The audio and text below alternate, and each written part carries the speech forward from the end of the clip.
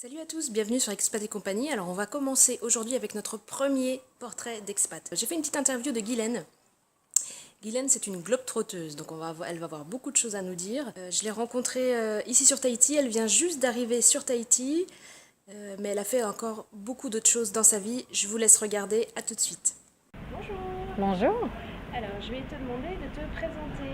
alors je m'appelle Guylaine, j'ai 44 ans, je suis arrivée il y a une semaine sur le Fénua, donc c'est du tout récent. Ma vie était en métropole auparavant, en fait célibataire, sans enfant, grande voyageuse. Voilà, en quelques mots qui je suis. D'accord, donc tu as déjà été vivre dans d'autres pays? En tout cas sur des périodes, pas en tout cas à l'année, mais sur de longues périodes, 3 mois, 6 mois. Au départ pour mon travail, parce que je travaillais dans des sociétés internationales en tant que DRH. Donc j'allais beaucoup sur des sociétés, enfin sur des pays plutôt anglophones ou américains. Et puis je suis une passionnée de la culture hispanique, donc j'ai changé d'activité pour être formatrice indépendante. Et je donnais 3 à 6 mois de ma vie pour voyager auprès de gens locaux, en particulier en Amérique latine. J'allais un petit peu en Afrique aussi, beaucoup en Europe, mais vraiment l'Amérique latine a mon cœur, en tout cas là-bas pour les pays dans lesquels je suis allée, avec toujours des découvertes, avec des locaux exceptionnels. Alors donc aujourd'hui là tu es en train de t'installer à Tahiti. Exactement. Pourquoi tu as voulu venir ici? Pourquoi tu as voulu partir? Alors, pourquoi j'ai voulu partir? La métropole, je savais qu'un jour je finirais pas ma vie là-bas, notamment par rapport à mes valeurs. Je suis quelqu'un d'authentique et qui aime bien le partage. C'est vrai que je ne retrouve pas ces valeurs-là en métropole. Donc le fait de voyager beaucoup m'a confirmé aussi que ça me dérangeait beaucoup de retrouver ça à chaque fois que je revenais. Certes, il y a des choses qui me manquent, je suis de culture européenne, je ne veux pas renier qui je suis. Mais c'est vrai que ce sens tout simplement de la simplicité, des priorités essentielles qui sont plutôt la rencontre en métropole me manque trop.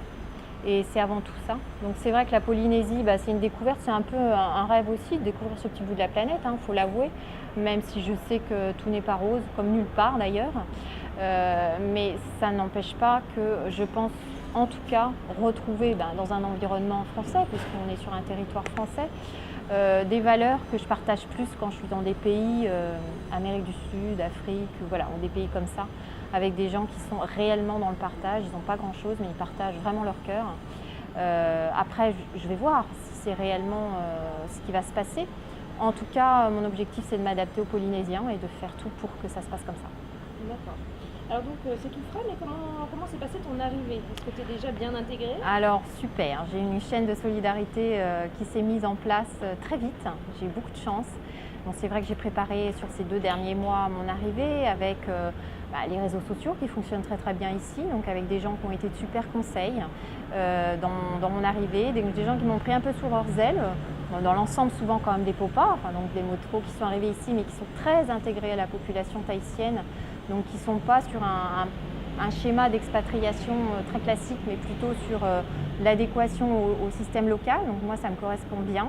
Donc là, je suis intégrée dans une famille hébergée depuis une semaine, une famille extraordinaire, à la carte, cool, qui me véhicule dans tous les sens pour que je puisse passer des entretiens professionnels. Donc dans ce cadre de ces entretiens professionnels, j'ai rencontré notamment beaucoup de Tahitiens, de Popa, les deux. Et pour le moment, j'ai un accueil très très très agréable. Donc là, je vais sur Moorea ce week-end pour découvrir une autre personne qui est installée là depuis 20 ans aussi. Je crois qu'il pour rien au monde ne partirait et qui fait un petit peu le même métier que moi. Donc on va être dans l'échange, le partage pour continuer en tout cas à développer mon réseau et puis m'installer le plus vite possible dans un endroit qui me semble bien. Est-ce que, bon c'est tout frais, mais est-ce que tu as déjà vu des côtés négatifs? Alors, c'est plutôt, on va dire, entendre parler des côtés négatifs. Je ne vais pas vérifier pour le moment si c'est vrai, parce que ce serait mentir que de dire « ah j'ai vu ça », parce que c'est pas vrai.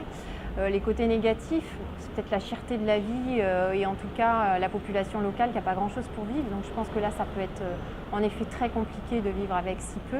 Maintenant, la bonne humeur et le partage fait peut-être que finalement la priorité elle est ailleurs, donc ils arrivent quand même à trouver de la satisfaction. Mais c'est vrai qu'au quotidien, la vie n'est quand même pas si facile que ça. C'est-à-dire que sans travail, ça va être à mon avis très très compliqué. Donc ça, je pense que c'est le côté le plus négatif. Et ça vient aussi très certainement d'un manque d'éducation ou de compétences de base. Donc je crois qu'aujourd'hui, le système éducatif fait tout pour rattraper pour qu'on aille vers autre chose. Si on peut contribuer, nous qui sommes là, à aller dans ce sens-là, ce serait bien. Mais je pense que le côté négatif va plutôt être là. Après, le côté négatif peut-être est aussi parfois le climat pour certains qui n'aiment pas la chaleur. Moi j'adore ça, mais je pense qu'au quotidien, la chaleur moite actuelle, certains peuvent mal le vivre. Moi, pour bien connaître l'Amazonie, je pense que je vais réussir à passer cette étape-là, mais il faut encore un peu de temps d'adaptation au niveau de mon corps en tout cas. Mais ça, je pense que c'est faisable pour moi. Maintenant, ça fait partie des choses à tenir en considération quand on arrive ici. Et puis peut-être la différence culturelle entre des gens métropole et puis des gens ici. Donc vraiment tenir compte de ça en essayant de s'adapter quand même le plus possible aux locaux, parce que si on vient ici, c'est pas pour vivre ce qu'on connaît en métropole. Donc moi j'espère ne pas vivre, ne pas ressentir cette souffrance des gens qui se sentent pas respectés. Ça me dérangerait beaucoup en termes de valeurs. Moi je fonctionne pas comme ça, mais je j'ai pas envie de le vivre, j'ai pas envie de sentir des gens souffrir avec ça. Voilà. Après c'est les difficultés dont j'ai entendu parler. Je pense pouvoir les dépasser, en tout cas j'espère. Bon, très bien, c'était ma dernière question. Merci. Est-ce que tu as un mot à rajouter ou... Non, je dirais, comme tout le monde me dit ici, Maïva, j'ai plus que mes preuves à faire. J'ai confiance en l'avenir, j'ai confiance aux relations et je pense que ça va bien se passer. Et donc pour ceux qui veulent vivre l'aventure, il ne faut pas hésiter. Il faut aller au bout de ses rêves et après, tout est possible de toute façon, dans quelque sens que ce soit. Ok, écoute, je te remercie Guylaine. C'est moi qui te remercie, Nana. Et voilà, merci Guylaine à toi pour cette super interview. Et puis on espère que tout va bien se passer pour toi, pour tes entretiens d'embauche, etc. Et on se retrouve une prochaine fois avec un prochain expat. À bientôt, Nana!